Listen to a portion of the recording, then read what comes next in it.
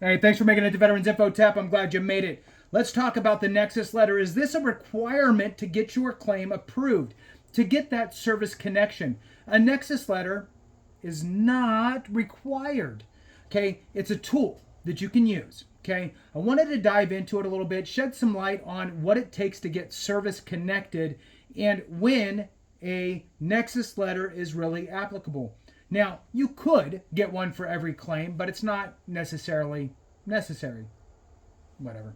Anyway, so let's jump into it. Hit the thumbs up, subscribe, share with a friend, all that good stuff. I really appreciate it. Two asks, right? Hit the thumbs up, let the video run if you can. That helps put this into the hands of others, and collectively we can actually make a difference, I believe. So, with that, let's go. Nexus Letter versus Nexus. You're going to hear those two things, and they're not the same. Okay, they're not the same. Nexus is what's required. You have to look. Welcome to the world of nuance, right?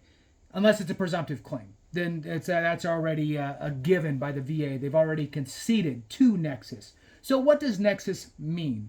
What the VA is really saying here is, show me the link, the connection between your diagnosed condition, right? Your diagnosed condition and your time in service. Furthermore, what they're asking here is, did your condition manifest during your time in service, or is it a result of your time in service? And if so, can you prove that? Now, the nexus, that's the nexus. Now, how you can prove that is different ways. A Nexus Letter is one tool that people use when they kind of run out of options, quite frankly. It is not the best situation to be in when you're having to get a Nexus Letter, because that means you don't really have much proof anywhere else about your condition. So you're relying on a doctor to say those magical words of it's at least likely as not, right? Now, ideally, you'd want a more than likely, because it just sounds better. But the VA's threshold is if evidence is in equipoise, meaning that it's equal on both sides, that they're supposed to rule in your favor.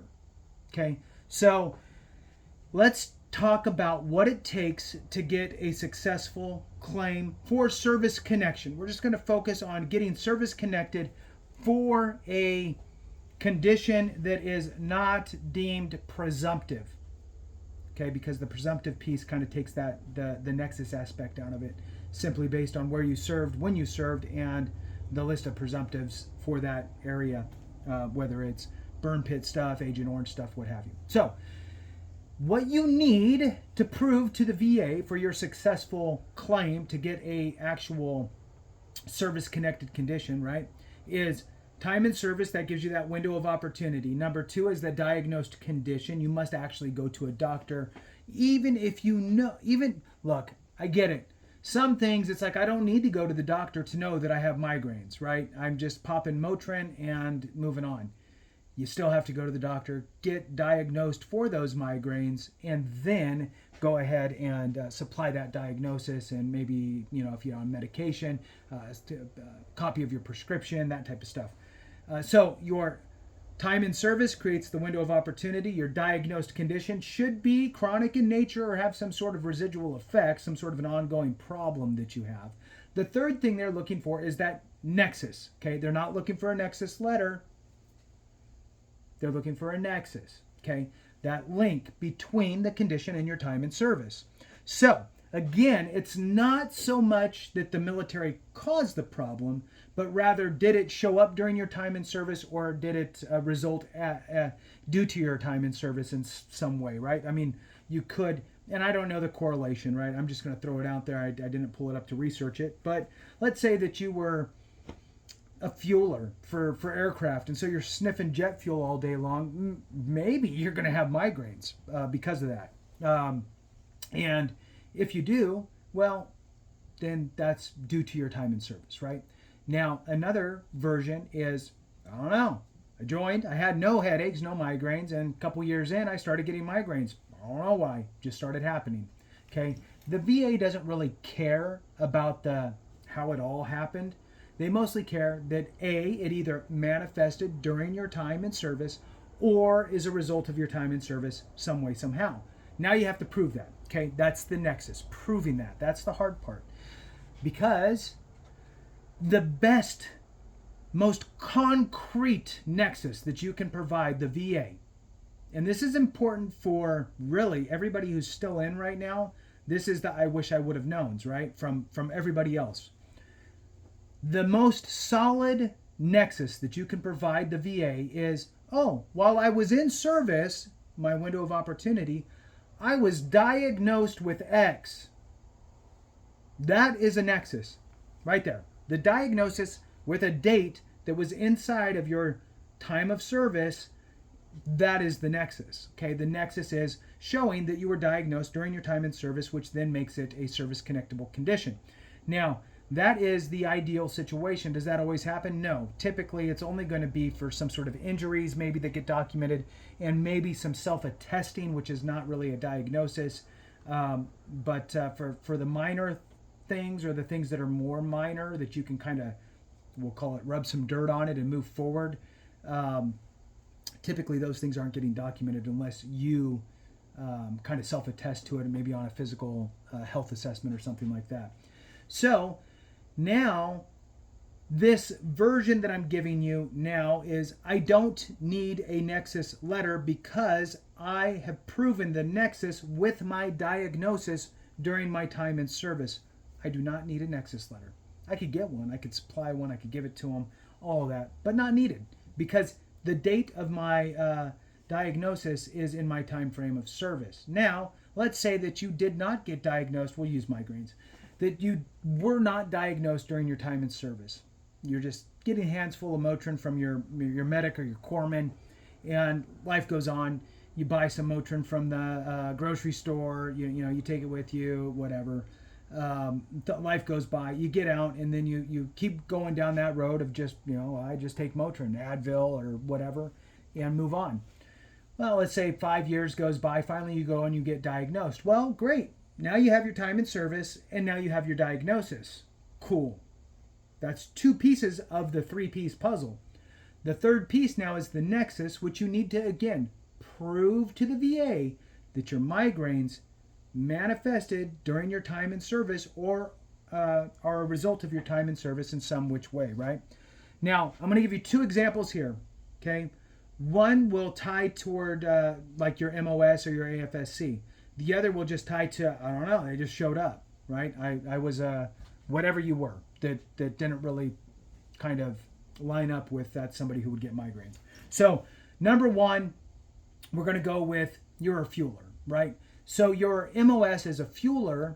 You're exposed to a bunch of fumes all day long. You're sniffing them all day long. And here you are.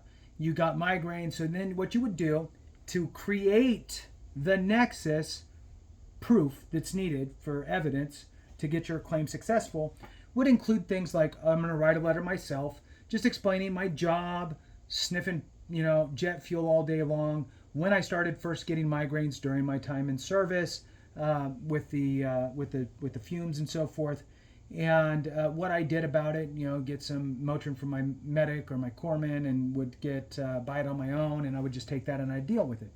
And then it wasn't until 5 years later that I saw a commercial about whatever for migraines, and so I went to my doctor and I told them that I had migraines since my time in service, and started taking this medication now. So that's a letter, explaining your situation, that you just thought, I'll just take Motrin. That's what you do with a headache, with a bad migraine. You just take Motrin and you move on. There's nothing that I could do. I didn't know anything else that I could do about it, and I never documented it for fear of some sort of reprimand, right? Which is a real thing. We all know that, right?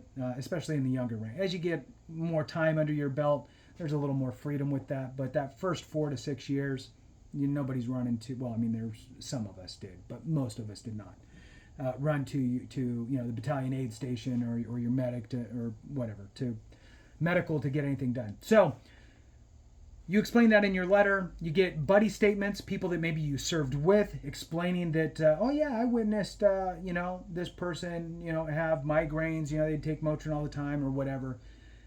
Family members that knew you before and during and after could write letters explaining that, yeah, I never had it before, or joined, and then next thing you know, everywhere he goes, he's got, I got Motrin in my car, I got Motrin in my backpack, I got Motrin in my house. It's just everywhere. So um, that type of we'll call it a buddy statement too, right? So statements from people that know you. So that's lay evidence, which is helpful because you're building the nexus. You're building all the evidence here for the nexus proof.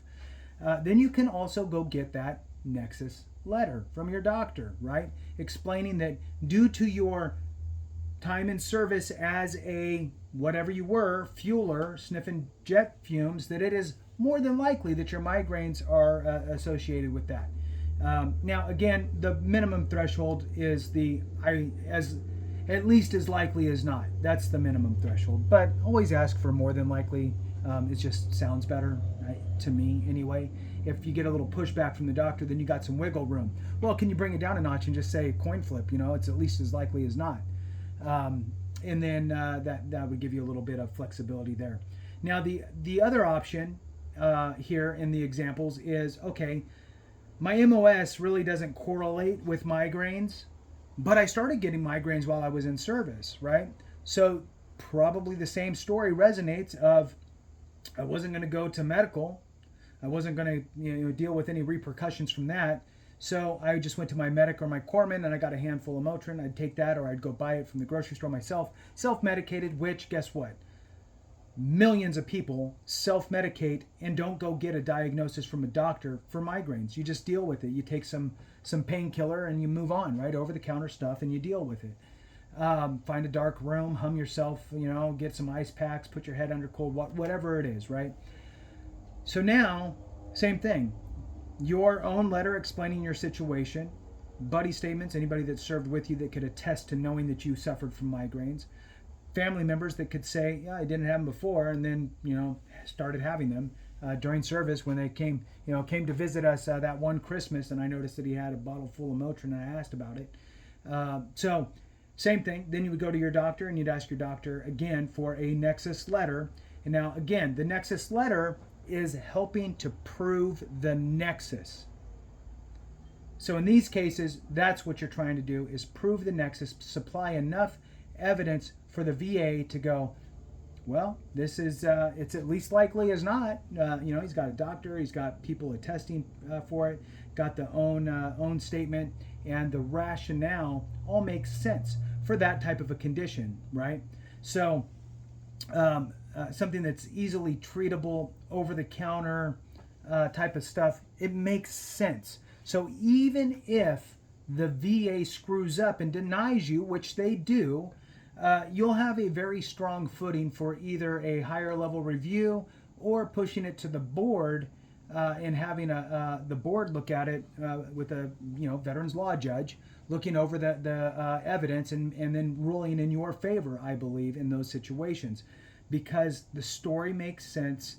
The doctor, your we'll call it witnesses for the lay evidence, all put you in a good position for that at least as likely as not threshold. So with that, thank you so much for watching. I appreciate it. Have a great one. And remember, if we don't take care of each other, something went wrong.